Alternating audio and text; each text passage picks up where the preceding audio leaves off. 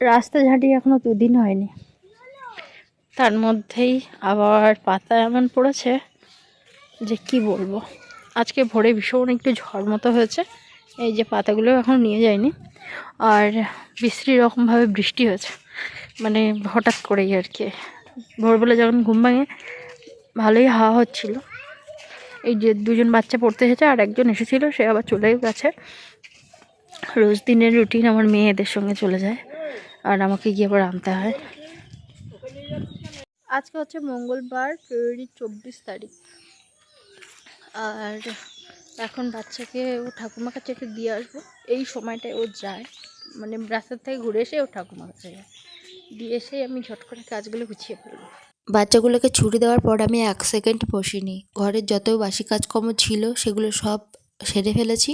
এত দ্রুত সেরেছি যে আমি একদম ফোন বসানোর টাইম পাইনি, কেননা এক একটা কাজের জায়গায় ফোন বসাতে, আবার অফ করতে, অন করতে, আবার এদিক সেদিক ফোন নাড়তে একটু দেরি হয়। তার মধ্যে আবার 11টা বেজে গেছে। 11টার মধ্যেই পোস্ট অফিসে যাওয়ার কথা, ওই জন্য তাড়াহুড়ো করে মেয়েটাকে কোনো রকমে একটুখানি চান করিয়ে, আমি তো চান টান করিনি, তাড়াহুড়ো করে শাড়ি পরে বেরিয়ে এসেছি। আগে গিয়ে পোস্ট অফিসের কাজটা সারি। যতই তাড়াতাড়ি বেরোনোর চেষ্টা করি না কেন, তবুও আধ ঘন্টা আমার লেট হয়েছে। আবার এখান থেকে আবার যাব, যদিও বেশি দূর না, আমাদের এই ছোট্ট দ্বীপের মধ্যেই আর কি সব কিছুই। এটাই আমাদের সুবিধা, মানে কোথাও যেতে হয় না। থানা, পোস্ট অফিস, তারপরে বিডিও অফিস সবই আমাদের খুবই কাছে কাছে। বরং এসব কাজের জন্যই বিভিন্ন দিক থেকে লোক পার হয়ে এখানে আসে, যার জন্য এখানে প্রচুর ভিড় থাকে বাজারঘাটে সব সময়, বা সমস্ত জিনিসের দাম একটু চড়া আর কি। তো যাই হোক, এখন কিন্তু আমরা এসেছি নদীর ধারে, দেখতেই পাচ্ছেন। আর মেয়েকে তাড়াতাড়ি করে গোছালাম। প্রায় এখন বিকাল 4টা বাজে। তো পোস্ট অফিস থেকে আসতেই আমার প্রায় 1.5 ঘন্টা লেট হলো। আর আসার পরে হচ্ছে 1.5 থেকে 2 ঘন্টা লেট হয়েছিল। আসার পরে রান্না বান্না করে, তারপরে চট করে আবার জল আনতে, সমস্ত থালা বাসন গুছিয়ে রেখে মেয়েকে খাইয়ে আমি খেয়ে, তারপরে কিছু কাজা ছিল সেগুলো সব মানে গুছিয়ে রেখে এসেছি। কেননা একবার বাইরে বের করে রেখে এলে রাহির পাপারও তুলতে মনে থাকে না, ওইভাবেই থেকে যায়। কোথাও বেরোনোর সময় মানে চিন্তা হয় যে কী কী গুছিয়ে নিয়ে বেরোবো বা কখন বেরোবো, ওসব চিন্তা মানে আমার থাকেই না মাথায়। আমার চিন্তা হয় কখন কোন কাজটা গুছিয়ে বেরোবো। যেভাবেকার জিনিস সেভাবেই অগোছালো থাকে, বাইরে যদি কোনো কিছু পরে থাকে সেভাবেই বাইরে থাকবে, বা জামা কাপড় যদি বাইরে রেখে যায় সেভাবেই দীর্ঘদিন পরে থাকবে যতদিন না আসবো।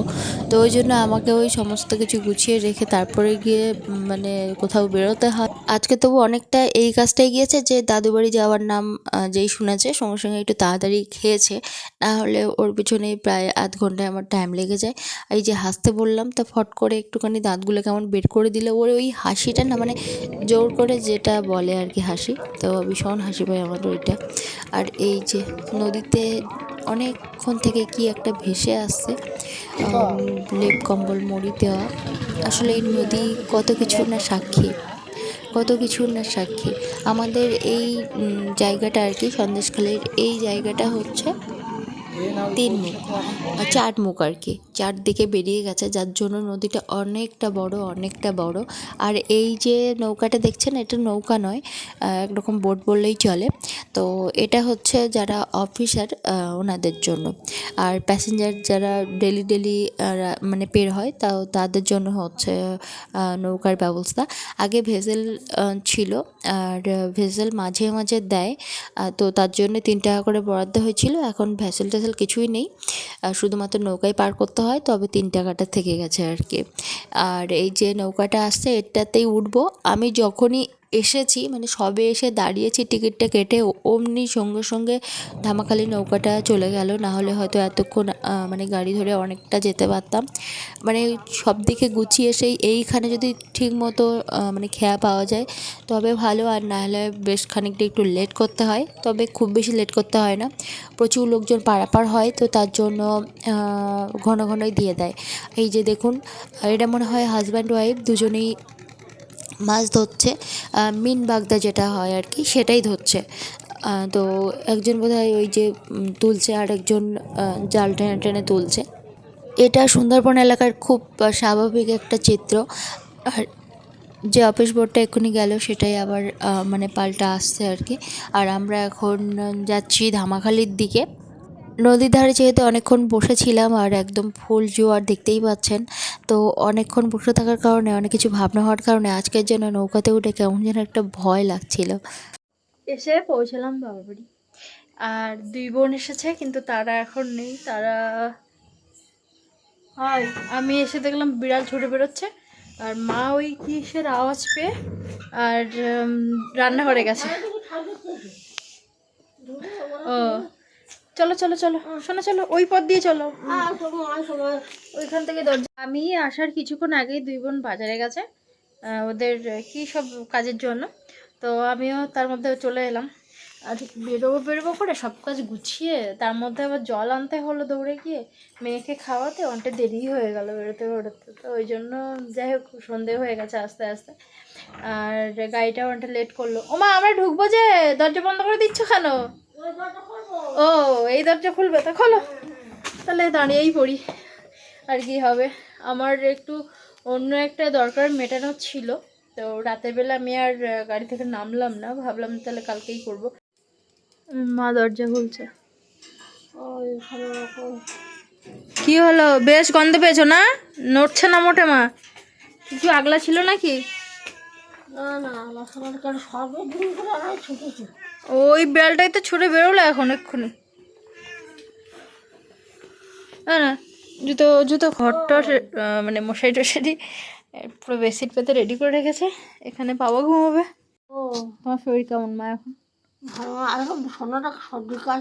এর একটু কাশি হয়েছে, ওই একদিন খুব ধুলোর মধ্যে থাকলো, আর তার মধ্যে একটু ঠান্ডা জলে ওকে একদিন চান করানো হলো। এইটাতেই ওর বাবা বললো এখন খুব একটা ঠান্ডা নেই, গরম পড়ে গেছে, তো এমনি গরম পড়ে গেছে যখন গরম জলে চান না করিয়ে, হ্যাঁ ওই জলে চান করি। আর একদিন খুব ধুলোর মধ্যে ছিল। এই চলে যাও, তাড়িয়ে দিত বাবা। এ আগে ভয় পেতে, এখন আবার বেল দাঁড়ায়। তোমার শরীর এখন ভালো? কাছে যাও, ওই তো ওই তো, এবার হাত বাড়াও, আমার হাত বাড়াও। ওই দেখো ওই দেখো, এই তো একা একা দিদার কাছে গেছে, দিদা তো বিশাল খুশি। হ্যাঁ আমিও তো ভীষণ খুশি, আমি তো বিশাল খুশি হয়েছি। বই পড়ো তো পড়াশোনা করো, ভালো ভালো। মা শুধু বলতো আমার কোলে আসে না, আমার কোলে আসে না। এই দেখো কাউন্ট করে চলে গেল, দেখলে?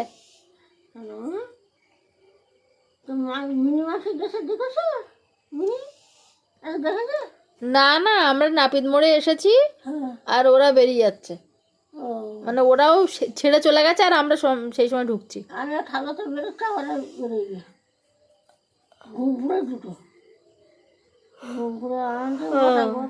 বাসুটা না দেন না হয়ে গেল, আসলে খেয়াল দুটো খেয়ে আর এখানে ঘুরতে আর তুমি আটা গাড়া এলে আর একসঙ্গে আর দুটো খেয়ে আর ঘুরপুরে দুটো।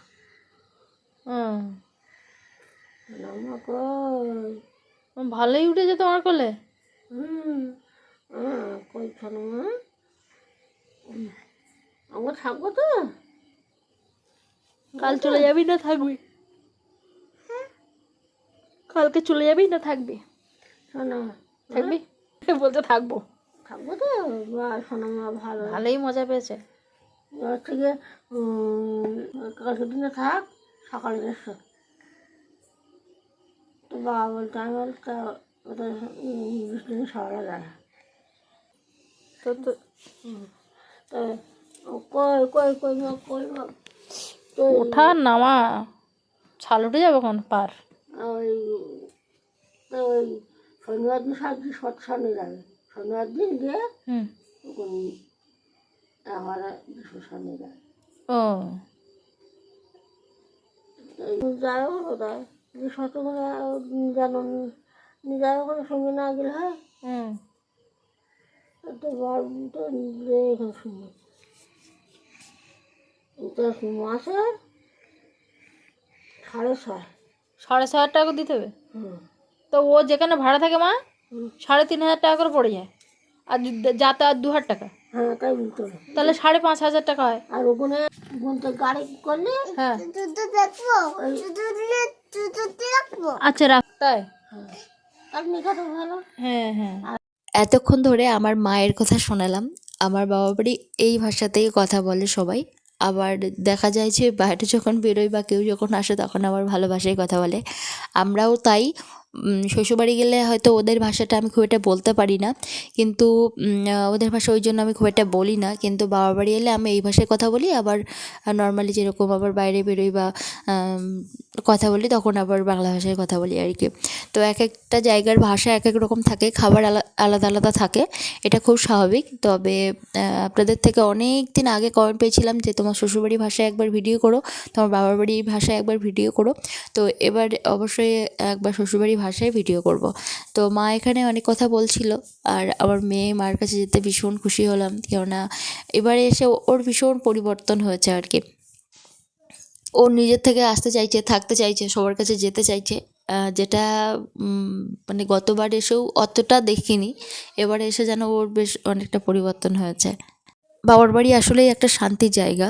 এখানে এলে এতটাই ভালো লাগে, বেশ মানে কোনো চিন্তা থাকে না, কোনো ভাবনা থাকে না, এতটাই ফ্রি মাইন্ডে থাকা হয় আর কি। বিশেষ করে রাতের বেলা তো আমি যখন ঘুমাই, দেখা যায় যে বাড়িতে যখন ঘুমাই সামান্য শব্দে ঘুম ভেঙে যায়, কিন্তু এখানে খেতে ডাকলেও যেন শুনতে পাই না, মানে এরকম আর কি নিশ্চিন্ত হয়ে থাকি আর কি। এটা বোধহয় সব মেয়েদের ক্ষেত্রে হয়। আরেকটা জিনিস হয় যেটা হচ্ছে ল্যাদখোরের মতো ভীষণ মানে কুঁড়ে হয়ে যেতে ইচ্ছা করে, মানে কোনো কিছু করতে ইচ্ছা করে না। বাড়িতে এত কাজ করি, মনে করি বাবা বাড়ি গিয়ে মায়ের হাতে সমস্ত সব কাজ করব, সব কিছু করে ফেলবো, কিন্তু এখানে এসে দেখা যায় যে হচ্ছে হবে, নড়ছি এরকম আর কি হয়। এটা হচ্ছে মেয়েদের মনে হয় আর কি। আমি অনেক মেয়েদের কাছেই শুনেছি যে বাবা বাড়ি এসে একটুখানি শুয়ে বসে থাকতে ইচ্ছা করে। কিন্তু বাবা বাড়ি এলে মানে মা বাবা দুজনেই চেষ্টা করে টুকটাক সমস্ত কিছু কাজ করে দিতে, এমনকি বাবা মাঝে মাঝে রান্নাও করে, এরকমও করে দেয় আমাদের। এতক্ষণ ধরে মার কাছে বসেছিলাম, গল্প করছিলাম একটু। মার এখানেও ভীষণ মশা। আমাদের বাড়ি এত মশা যে ঘরের ভেতরে মানে কি বলবো, ঘরের ভিতরে বসে যায় না। না না না, ধূপ জ্বালাতে হবে না, ধূপের গন্ধ আমি আবার নিতে পারি না। তো যাই হোক, এখন শাড়িটারি চেঞ্জ করি, তারপরে মেয়েকে খাওয়াবো এখন। আর আপনাদের সঙ্গে দেখা হচ্ছে একটু পরে। মেয়েকে খাওয়াবো। পুঁইশাকের মিটুলি দিয়ে চিংড়ি মাছ দিয়ে রান্না করেছে, লাটা মাছ দিয়ে কচুমুখি দিয়ে রান্না করেছে। চাল হয়।